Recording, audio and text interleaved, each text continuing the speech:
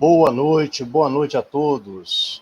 Estamos hoje aqui para mais uma live, hoje com um convidado super especial, o meu amigo Ademar Jevaé.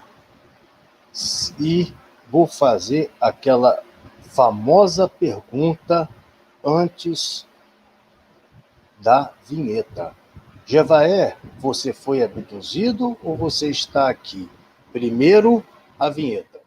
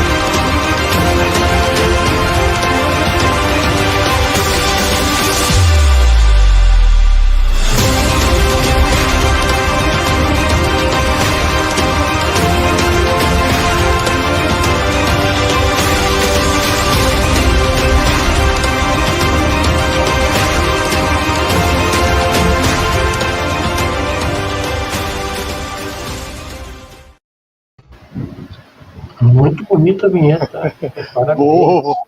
Boa noite, Jevaé. Você não foi abduzido dessa vez, né? Não desta. Isso aí. Jevaé, vamos tocar o barco, que a gente só tem uma horinha. Você sabe que tinha um ufólogo que morava em Campos dos Goytacazes, de primeiríssima linha, que é o João Oliveira. João Oliveira, ele é repórter. Ele é repórter e ele é hipnólogo. Eu trabalhei com o João Oliveira, eu trabalhei no jornal, Jevaé. Há muitos anos atrás, eu trabalhei no jornal. Ele hoje ele tem uma clínica de hipnoterapia em Copacabana. Se eu não me engano, o João Oliveira, ele foi... Ele é Google, João Oliveira, Clínica Psicologia, Copacabana. Ele faz hipnoses em pessoas e tira problemas, regressos, enfim.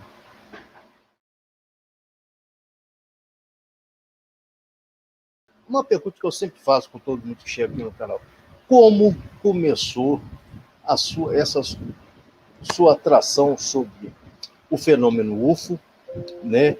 Como que você começou a passar sua atração sobre... Eu acho que está dando um eco aí. Já tirei. Já. Como você começou a passar as informações para o público, né? Desde quando foi isso? Desde a minha juventude, da minha adolescência. A minha primeira leitura na vida de um livro de fora a fora eram Os Deuses Astronautas, aos 7 anos de idade. Daí não parei mais. E eu percebi logo de cara, né, que o fenômeno dos discos voadores era algo global e não restrito aos Estados Unidos, à Europa, à África, à Oceania, não. Que acontecia do mesmo jeito que acontecesse nos arredores de Nova York, acontecia nos arredores da minha casa, na cidade de Maringá, no Paraná, onde eu cresci. Então, logo de cara, eu percebi que esse era um fenômeno que qualquer pessoa poderia investigar, porque, afinal de contas, ele acontece em todos os lugares do mundo, entende? Teve ocasiões em que, no mesmo dia, em que um casal de senhoras se deparou com uma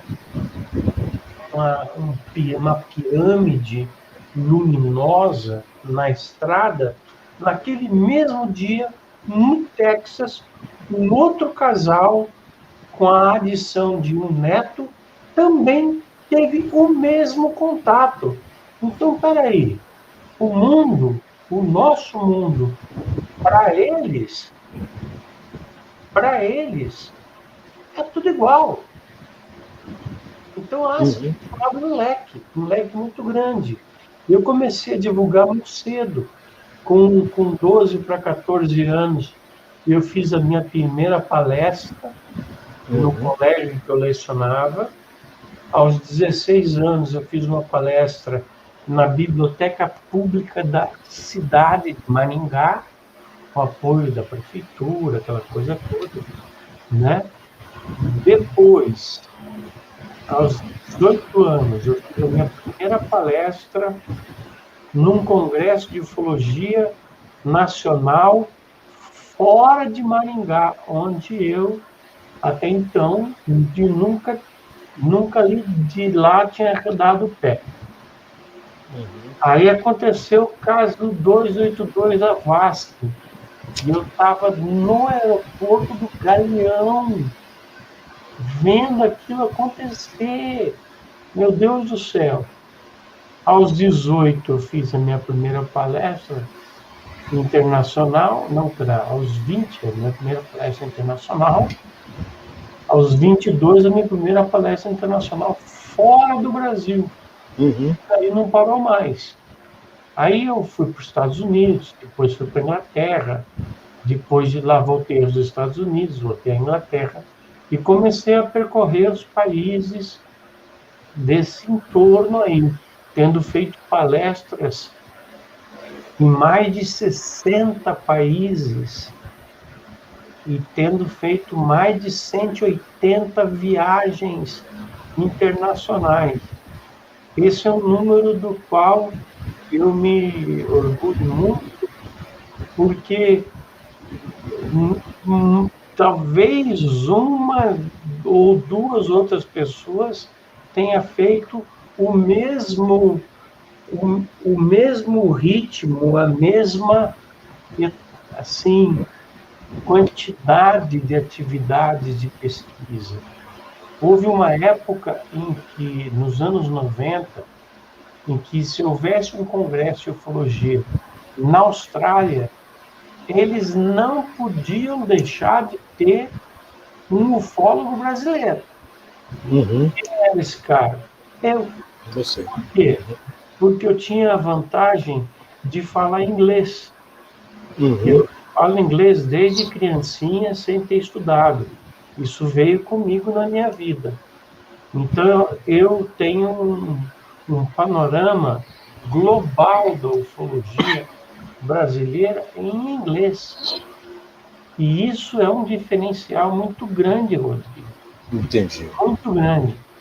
Porque você vai num congresso de ufologia, eu sempre fui preparado para apresentar um tema ou dois. Eu levo já dois de uma vez, e eu levo os temas já no idioma do pessoal. Então, eu faço minha palestra, o meu PowerPoint, se eu estou falando nos Estados Unidos, é em inglês. Se eu estou falando na Espanha, é em espanhol. Se eu estou falando em Portugal, é em português. Então, eu falo os 3 idiomas completamente. Então, eu faço uma palestra que as pessoas compreendam, possam levar para casa, porque elas estão nos idiomas das pessoas. Eu mando traduzir vídeos, eu mando traduzir textos, eu faço o que tem que ser feito numa boa palestra. Mas, além de levar as palestras nos temas específicos, eu levo amontoadinhos de informações que eu também dou nos mesmos idiomas, que são aqueles assim, tipo, mês passado aconteceu um avião da companhia Latam ter sido por um UFO. Mês retrasado aconteceu um caso de um UFO baixar numa fazenda no interior de Panambi. Boa noite, Zabo. Isso eu sei que é lá da sua equipe lá. Da minha equipe, é isso aí. Oi, Zabo.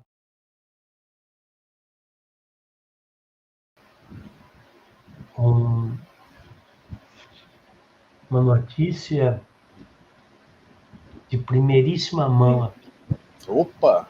Hoje eu estou, amanhã, na verdade, acabando de produzir o meu livro, meu primeiro livro sobre os agroglifos. Sobre os agroglifos brasileiros. Vai ter um encarte colorido, vai ser um livro. Olha, modéstia à parte, vai ser um livro para se ler, para se estudar, para se consultar, entende? Então, sai esse livro, eu apronto ele, mando para a gráfica semana que vem, na outra semana eu tenho ele pronto, com 30 páginas coloridas, um livro que vai me deixar muito orgulhoso, e eu acho que a vocês também. Daí, o meu segundo projeto será um livro sobre UFOs na Amazônia. Ambos esses livros, eles são baseados nas viagens que eu fiz para esses lugares. Os agroglifos vão se resumir na primeira obra aos agroglifos brasileiros, que eu pesquisei desde 2008. Vou falar em um capítulo de um agroglifo inglês. Numa segunda obra, eu vou falar sobre os agroglifos ingleses, que é muita coisa. E aí, no caso dos UFOs na Amazônia, eu vou falar sobre os UFOs no estado do Amazonas e no estado do Pará. E vou fazer uma divisão sobre a Operação Prato. O livro já está pronto. O livro já está escrito. Muito bom. Já está pronto para ser publicado. Então, o amigo que perguntou aí sobre uma autobiografia, eu acho que eu ainda sou muito pequenininho para ter uma autobiografia. Eu ainda sou muito pequenininho para ter uma autobiografia. Eu botei na tela. Grandões, entende? Eu agradeço Adriano Borges, mas eu ainda sou muito humildinho para relatar a minha vida. Porque a minha vida eu já vou relatar nos livros que eu publico. E a minha vida, eu reparto ela com os leitores da revista UFO todos. Admira muito o seu trabalho. Tá? Oi, Eliana, muito obrigado. É uma satisfação saber isso. Muitas pessoas me falam, eu trabalho isso, eu trabalho aquilo, muito legal o que você faz. Eu acho isso um barato. Sabe por quê? Gente, eu sou uma pessoa absolutamente normal. As pessoas pensam, pô, Jevaé deve tomar café da manhã em Marte, almoçar em Vênus e jantar em Alpha Centauri. Não, eu sou uma pessoa muito simples. Quem me encontra... Ô, Geva, eu ia te perguntar até uma coisa sobre isso que você acabou de falar agora. Como é administrar a sua vida e a vida de ufólogo? A minha vida é uma só, a de ufólogo. Não tem como, né? É tudo uma. Não tem como. Eu não sou uma pessoa dada a luxos, eu não me visto com nenhuma ostentação, eu não tenho um carrão, eu tenho um apartamento simples de classe média em Curitiba, eu vivo minha vida. Quem me conhece sabe, Jevaé, É um cara simples. Sou um cara realmente simples. Eu acho que a simplicidade é um dos maiores que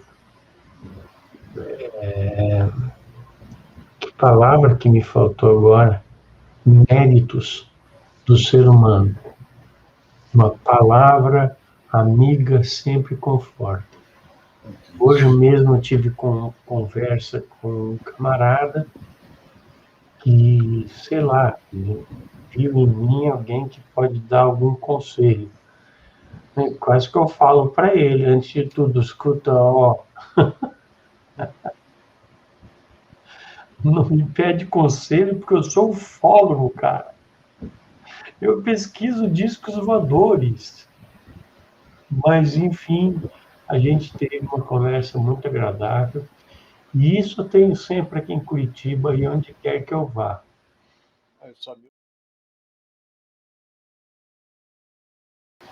Isso. Eu tenho, por sorte, Rodrigo, um grupo de aliados, de consultores, de agregados, de coeditores, conselheiros especiais, administradores de grupos, que me permitem fazer um trabalho muito bom. Não eu fazer, permite a que eu coordene que seja feito um trabalho muito bom. Você vê, nós temos mais de 50 grupos de WhatsApp na internet, nos 30 no Facebook.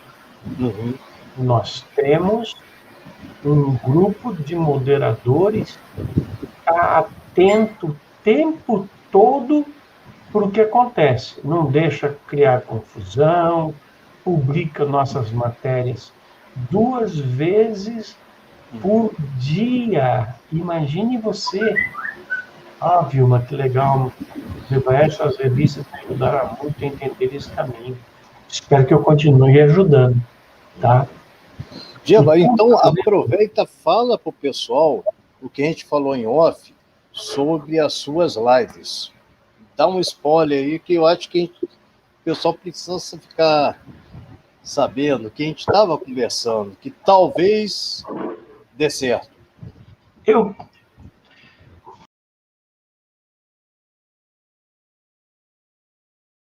Eu tenho todas as condições, eu tenho todo o equipamento, eu tenho tudo para fazer lives semanais. Podcasts, lives.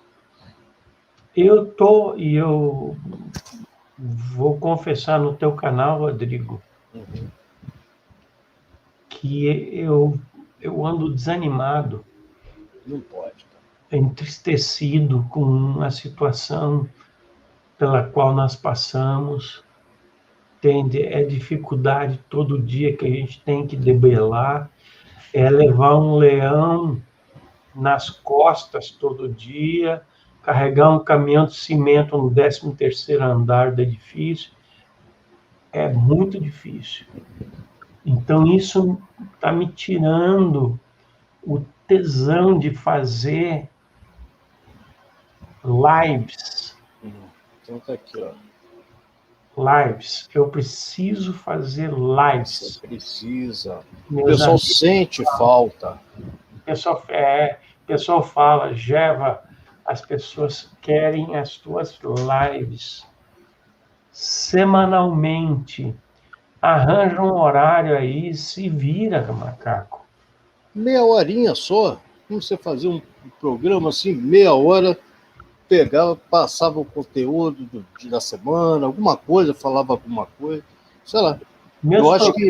Os últimos 2 programas que eu tive, que eu fiz, que foram completos no mês passado e retrasado, tiveram 13 mil visualizações. Eu tenho programas que eu fiz com 200 mil visualizações. Então. E a maioria delas são 40, 50, 60 mil visualizações. Entende? Mas é aquilo. Eu não posso procurar por um view. Isso muita gente não está entendendo na ufologia brasileira. Por isso, todo mundo hoje tem um site, um canal e quer view. Eu quero view. Põe view. Clica aí. Clica nessa desgraça. Entende? Isso é uma coisa generalizada. Generalizada. Eu fico pensando, pô, será que eu tenho, sei lá, conteúdo para abastecer essa gente do que elas já têm em fartura?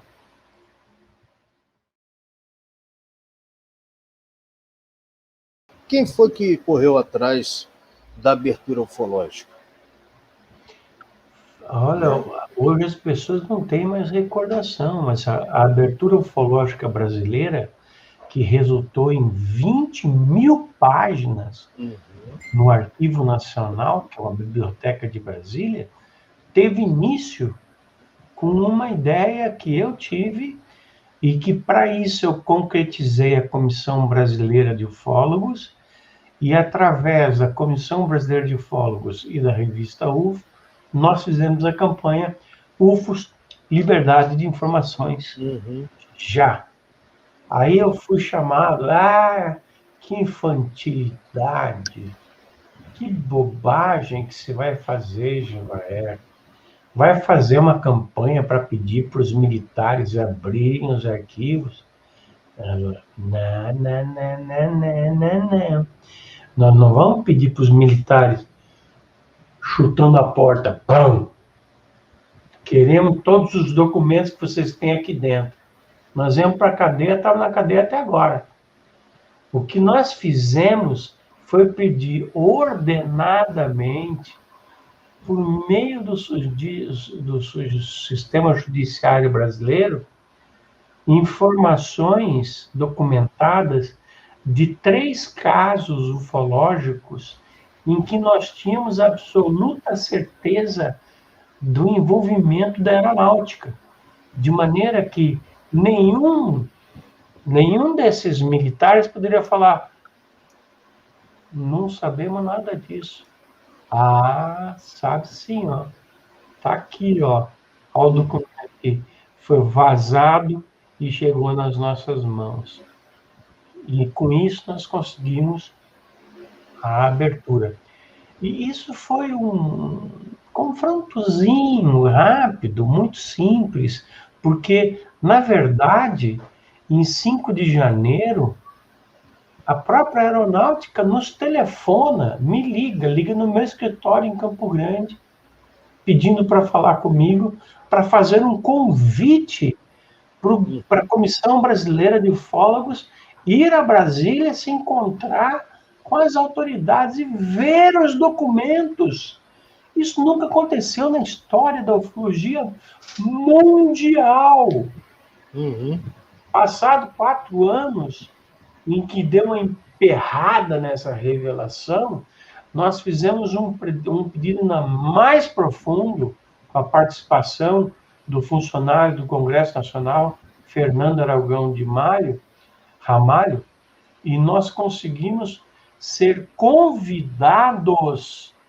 Nós não nos convidamos, nós fomos convidados ao Ministério da Defesa do Brasil para pedir, para falar direto com os chefes, os topos de hierarquia do histórico nacional. Por exemplo, o comandante da Aeronáutica, comandante do Exército, comandante da Marinha ou seus enviados. E nós tivemos ali uma reunião de imprensa dentro do Ministério da Aeronáutica, que em alguns momentos foi a 7 chaves.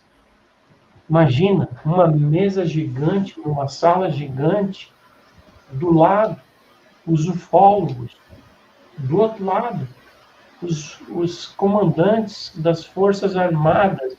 Foi um troço colossal. Outra coisa que nunca aconteceu em nenhum lugar do mundo. E nós fizemos isso aqui. e fizemos a abertura de 20 mil páginas de documentos que até então eram reservados, eram considerados entulho dentro do movimento Quer dizer, hoje militar. Tem em mais, dia... tem mais. Em 2011, nós conseguimos que o brigadeiro, que era o comandante da aeronáutica, Junichi Saito, que o Junichi Saito escrevesse um decreto que foi publicado no Diário da União, em que ele pede que todas as atividades relativas a discos voadores tratadas no Brasil fossem levadas para o Condabra e ali fossem reveladas à nação. Rodrigo, quem fez isso no mundo? Se não os ufólogos brasileiros. Eu estou falando de Jevaé. Eu estou falando dos ufólogos brasileiros. Tá? Também não estou falando de todos. Porque... O Adriano está perguntando aqui que ele recebe vários relatos de ataques de UFOs no estado de Amazonas e do Pará. Aí falou que alguns desesperadores, né? A pergunta é: o fenômeno dos ataques dessa Operação Prato não terminou até hoje? Terminou. Eu estou surpreso dessa informação de que ele recebe tantos ataques assim. Há casos, mas eles são casos isolados. Não são casos constantes. Por exemplo, na Operação Prato, que aconteceu na ilha e nos arredores da ilha de Colares. O que chega para a gente é que ainda acontecem fenômenos, mas não acontecem mais ataques. Ataques viciosos em cima da população que já apanhou demais. Aquela população que já foi 10 mil e hoje é 9 mil. Desde que a Operação Prato começou, em setembro de 1977, os casos de ataques se encerraram. É como se os alienígenas que estavam operando naquela área soubessem que os militares estavam ali. Os militares estavam armados, eles estavam equipados com sensores, com radares. É evidente, não está lá com a mão abanando, né? Então, aí cessaram os caras. Já no Amazonas, eu fico à vontade de falar desses dois estados, porque, tirando esses 2 anos que nós vivemos na pandemia, eu não tive neles. Mas, fora isso, só em Manaus, 2019, eu tive 4 vezes. No Pará, 3 vezes. Eu vou lá sempre ver o que está acontecendo. Se tem atividades, se tem ataques, se tem isso, se tem aquilo. E por isso eu me surpreendo com a pergunta do nosso amigo, né, de que tem ataques em Manaus. Do Adriano. Eu nunca vi um ataque, eu nunca tive a informação de um ataque no Amazonas. Há um lugar em que eu pesquiso muito ali, em Anavilhanas, e ali as observações, elas são assim, espetaculosas. Elas são robustas. Naves saindo de dentro da água, subindo aos céus, aparecendo, apoteóticas, mas nada de ataque.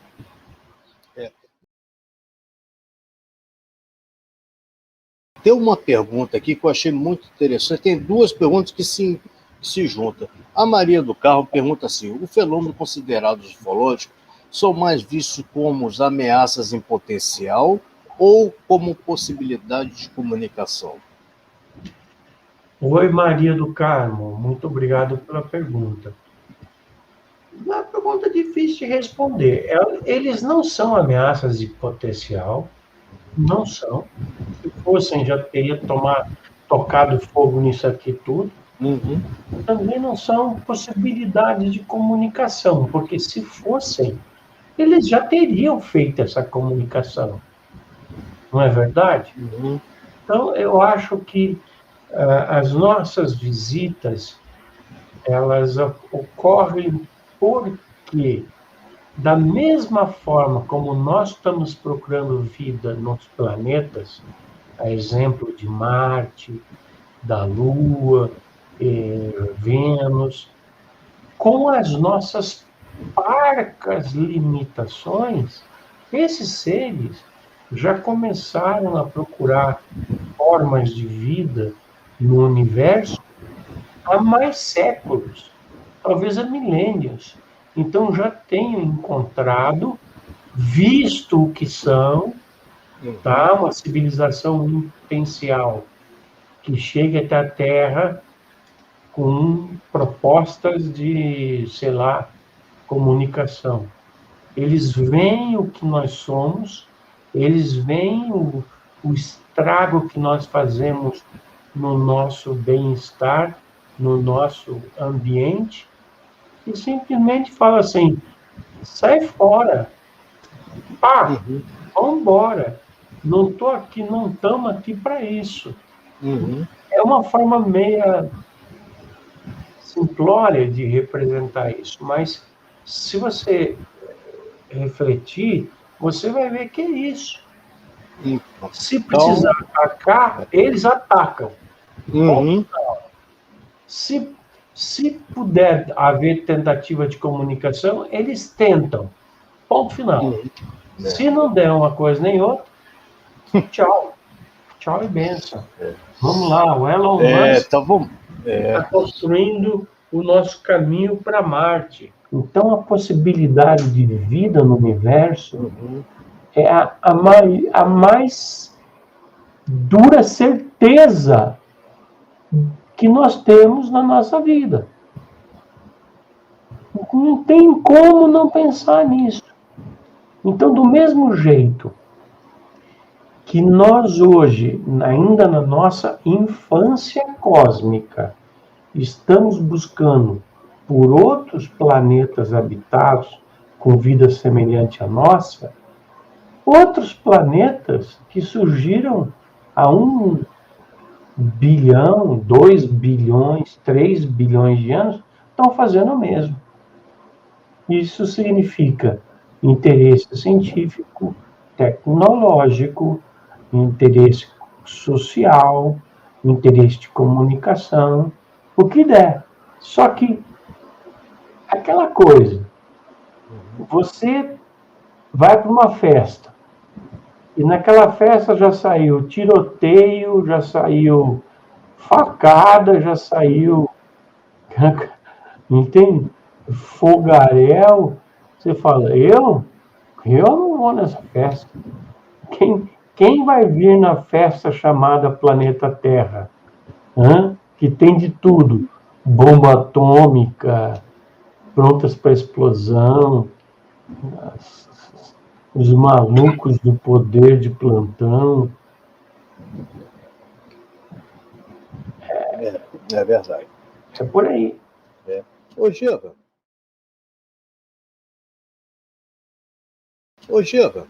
Então, a dona Vilma Mazzoni, dona Vilma, uma boa noite, muito obrigado mesmo por ter vindo aqui, fez uma pergunta interessante. Xavier, estes seres que se alimentam de carne de animais, podem também se alimentar de humanos? De onde eles vêm? Ele deve estar falando do chupa-cabra, não pode ser? Uma coisa assim. Olha, eu não vejo por que se alimentar de ser humano se tem carne de animais que são bem saborosas, por sinal.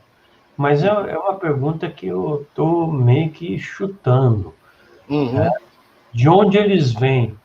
Já respondi. Tá?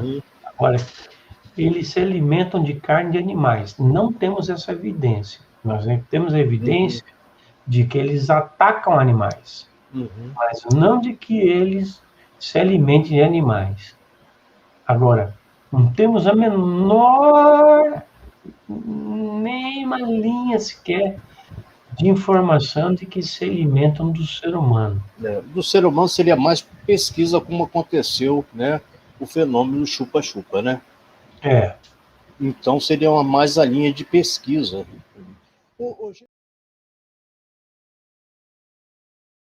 Mas tem uma pergunta que eu também acho interessante. Gilberto, por que os governos insistem em ocultar os avistamentos? Aí eu completo com essa pergunta da Eliana Furtado. Por que eles insistem em ocultar uma coisa que todo mundo sabe que está aí? Todo mundo está vendo, praticamente todo mundo inteiro, né? Estou falando, mas eu mesmo estou cansado de ver aqui. Eu sei a hora que eles passam, preciso. Eu peço que eu estou numa frequência que eu sei a hora certinha que eles passam, eu vou lá, eu olho, está lá em cima. Entendeu? Então, por que insiste em ocultar? É por causa da parte econômica, a parte militar do governo, parte da igreja, religião. Tem muita coisa envolvendo isso. Eu sei disso, até economia, né? Vamos dizer. Até economia. Mas a questão principal é a fragilidade do sistema. Foi a Eliana Furtado que fez a pergunta e eu completei, né? A Eliana. Tudo bem, Eliana? Olha só. O pensamento militar funciona assim. Algo para o qual a gente não tem resposta, a gente não fala. Algo para o qual a gente não controla, a gente não fala mesmo. Então, isso depois eu adquiri, depois de conversar com muitos militares de vários países da América Latina e da América do Norte. O que aconteceria, por exemplo, bom, hoje não existe clima para nada no Brasil, né? O Brasil está em disrupção. Mas suponha que o Brasil fosse um país em que, em algum momento de sua existência, fosse calmo, fosse um país em que não houvesse tanta briga, tanta controvérsia, tantos desencontros, tantos xingamentos. Entende? Suponha que nesse momento, tá, o governo da República, o presidente da República resolve falar: tá bom aí, gente, beleza, discos voadores existem mesmo. Qual vai ser a segunda pergunta? Presidente, da onde eles vêm? Cadê a resposta? A terceira pergunta: presidente, o que eles querem aqui? Nenhuma resposta. Presidente, como é que essas máquinas funcionam? Como é que vocês controlam essas máquinas? Nenhuma resposta. Isso vai ser assim em qualquer país do mundo. Qualquer país do mundo. Porque os militares não têm a resposta. Consequentemente, os governos também não a têm. E quem detém essas informações? Não tem resposta, mas quem detém essas informações são os militares, o governo, a presidência. Eu acho que a presidência não, porque de 4 em 4 anos sai o presidente e pronto, né? Cada presidente que entra recebe dos militares um resumo da situação da nação. Mas é só o que ele deve saber, para não falar besteira. Então, Bolsonaro, quando sentou-se na cadeira, os militares chegaram a falar para ele: olha, tem um troço aí chamado UFO. A gente não sabe de onde vem, por que vem, a gente tem algumas ideias, devem entregar um briefing para ele, impresso, para ele ler e falar: presidente, esse é um assunto para não ser tratado em público. Uhum. Com certeza deve ser assim. Deve ser assim também como foi tratado o Biden, como foi tratado o Trump. Uhum. Não falar sobre esses assuntos em público. Os militares não têm as respostas. Eles têm indícios de resposta. Falta informação, vamos dizer assim, da parte deles. Estou falando assim, tipo, nós, o fórum, a gente, pesquisadores, a gente corre atrás, a gente fica por dentro do que acontece, o que é, assim, será que eles também não têm? Porque para mim, eu acho muito difícil eles não terem uma equipe que chegue e que pegue essas informações, que eu acho que às vezes parece até que falta informação por parte do governo, vamos dizer assim, todo. Eu acho que falta, eu acho que o Brasil tem fragmentos de informações sobre a ação de naves extraterrestres em nossos céus. O governo americano, certamente, os militares americanos, certamente têm muito mais. Mas eles não estão dispostos a compartilhar isso com a população. Uhum. Não estão dispostos. Não, esse assunto de segurança nacional é um assunto que tratamos como segurança nacional. Não temos papo com respeito a isso aí.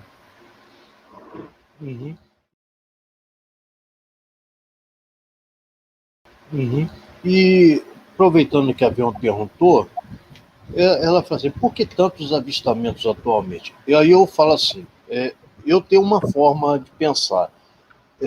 Eu acho que hoje a gente está vendo mais coisas, mas está tendo menos relatos de contatos. Você não acha, não? Contatos. Como época de 70, de 80. Eu acho que parou em 80. 80 é final, começo de 90. Né? As abduções deram uma parada nos anos 90. Uhum. Aí havia um perguntou que está tendo mais avistamento. Eu acho que está todo mundo em casa, né? Viu, mano? Mas não está tanto tempo tendo tanto avistamento assim atualmente. Pelo contrário, está tendo pouco avistamento. O que acontece muitas vezes é a pessoa olhar pela janela do seu apartamento e ver uma luz. Aí ele filma essa luz. Isso eu recebo 200 por mês. E não dá para dizer nada sobre essa luz. Pode ser um avião, pode ser um balão, pode ser um drone, pode ser um UFO. Mas a gente não tem como dizer, porque não há ponto de referência de onde a luz está, qual é a profundidade, se ela está atrás de um prédio, se ela está na frente do prédio. Onde ela está? Nós não temos essas informações. Isso mitiga muito as nossas pesquisas, porque nós ficamos em mãos atadas, sem saber o que dizer a respeito dessas observações que as pessoas nos relatam.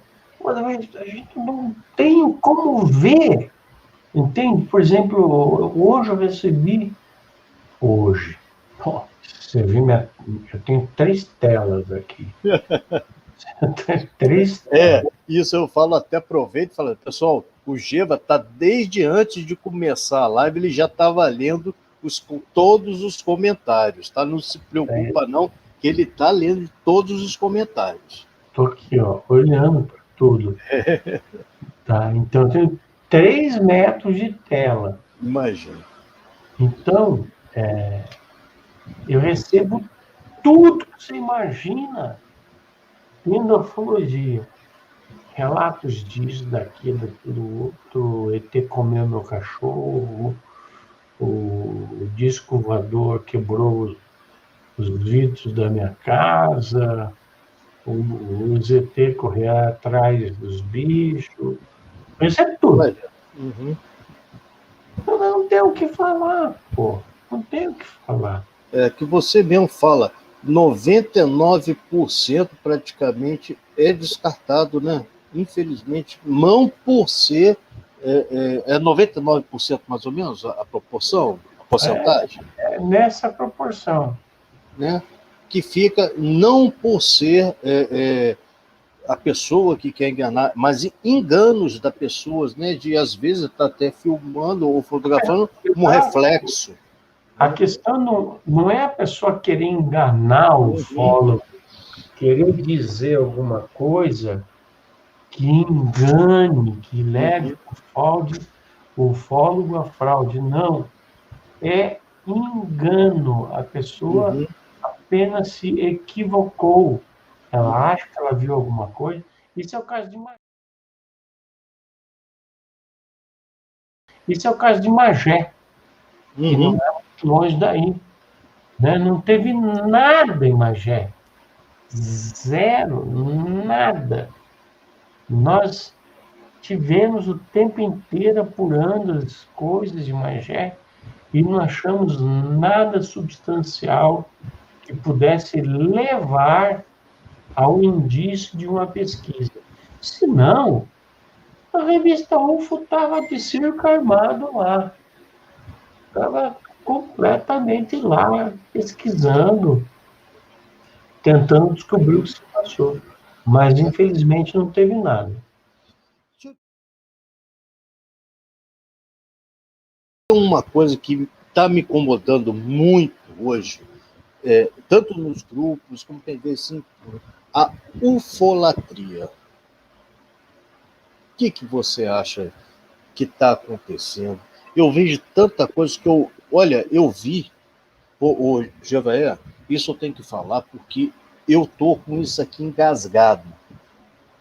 Uma igreja de ufologia. Eu não posso citar nome que vai ser contra, mas é tipo uma igreja de ufologia. Quem quiser pesquisa e vai Tem ver. louco para tudo nesse mundo.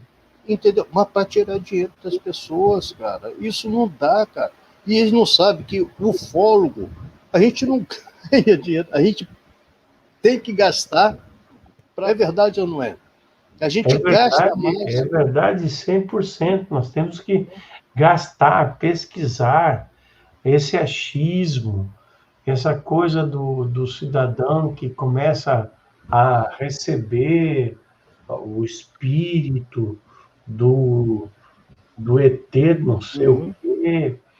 Tudo isso aí, essa ufolatria está caindo, isso está caindo, porque, embora o mundo seja cada vez mais populoso e, por resultado, cada vez mais gente tola, tonta, ingênua, idiota, há uma esperança, e essa esperança ela é de que as coisas estão mudando.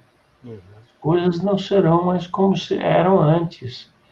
Por exemplo, na corrente de ufolatria do Urandir, do ET Bilu. Pô, só realmente um débil mental para acreditar naquilo. O ET Bilu, para começar, que o nome do ET foi dado graças ao meu gato. O meu gato Bilu. Entende? Agora, as pessoas acreditam no que elas querem. E se as pessoas puderem ajudar a essa crença que elas têm nessas coisas infundadas, Se tem dinheiro sobrando,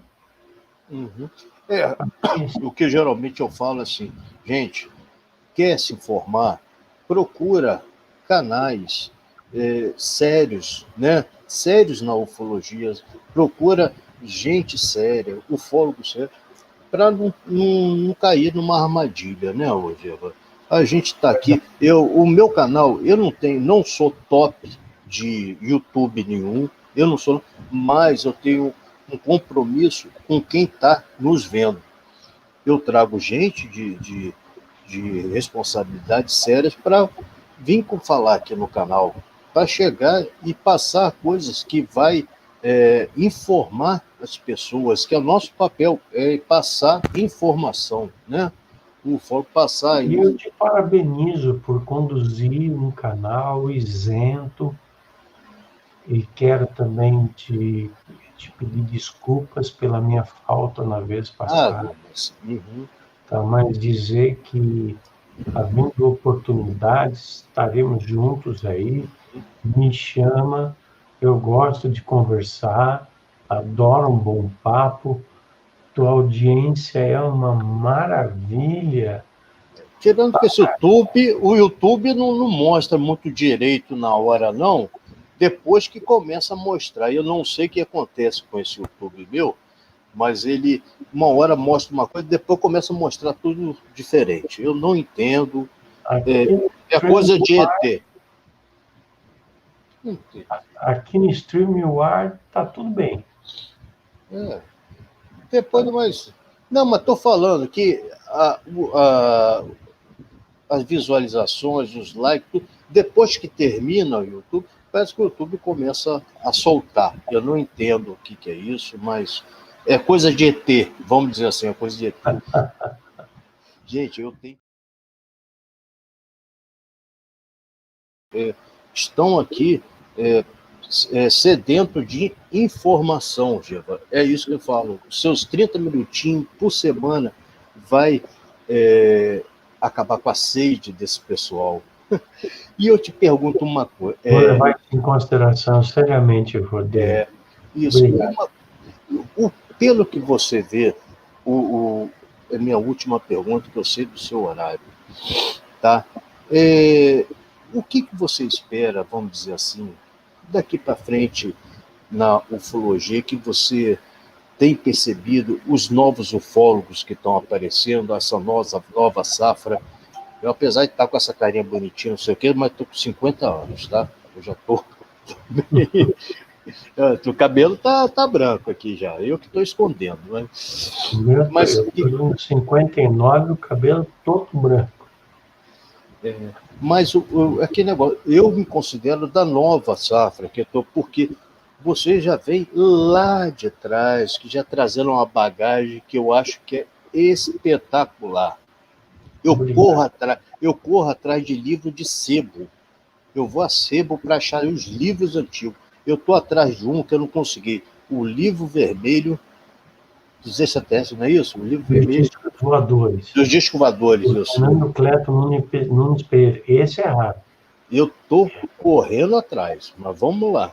Então, o que você vê assim? O que você acha do lá para frente que você vê?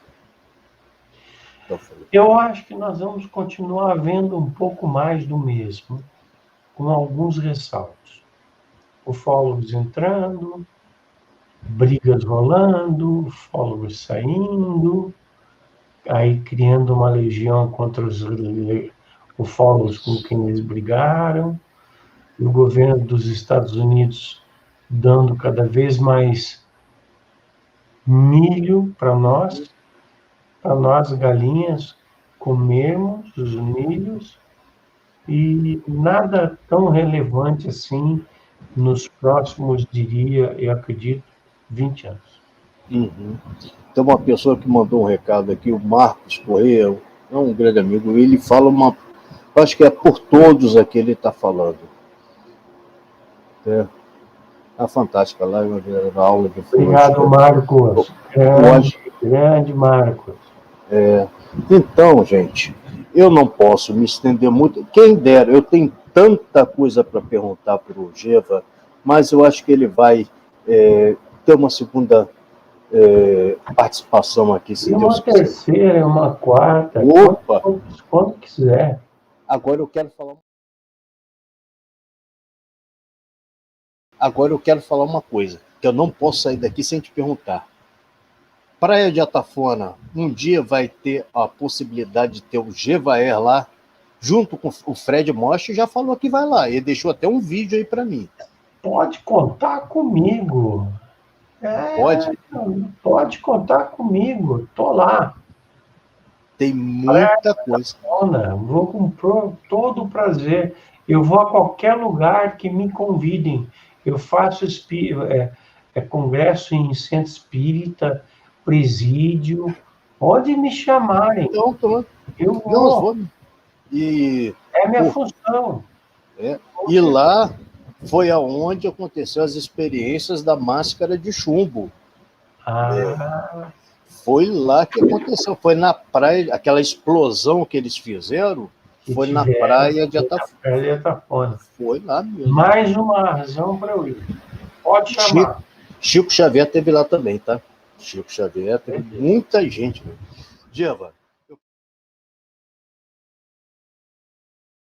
Diva, eu quero te agradecer, eu quero pedir desculpa até a todos dos chats aqui que mandaram as perguntas, tá? Eu vou passar essas perguntas para o Geva depois, tá? E se der, ou deixe as perguntas nos comentários, que o Geva, assim que ele puder, ele responde, né? Eu respondo assim que eu puder. Tá? Geva, muito obrigado pela sua presença. É um prazer, Rodrigo, muito grande. Obrigado pela oportunidade. Eu sinto muito ter falhado da última vez, mas agora saiu. Saiu. E quem sabe fazemos um trio aqui, chamamos o Tiquete. Com o Thiago. Thiago Tiquete, né? Vamos ver aí um dia. Gente, olha, eu sabia que ele ia falar aqui, ó, o Adriano Miranda, que ele é pesquisador também lá da Praia da Fronteira. Aí ele está falando, recebê-lo com imenso prazer e orgulho. O Adriano é do OVNI Sky, o canal dele. Outro pesquisador. Quer dizer, tem uns bons pesquisadores aqui também. Se Deus quiser.